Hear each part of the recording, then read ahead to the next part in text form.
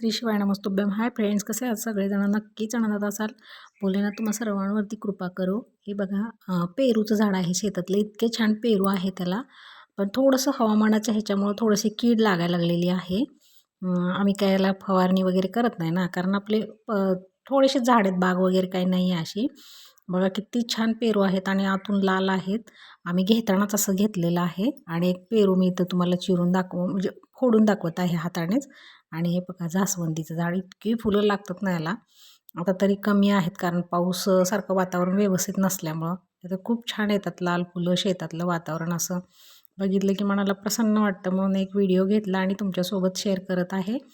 तुम्हाला तुमच्याकडं कोणते फळं आहेत किंवा कुठली चांगली आहेत, तुम्हाला कोणती आवडतात, हे जरा कमेंट्समध्ये सांगा. लाईक करा, शेअर करा, सबस्क्राईब पण करा.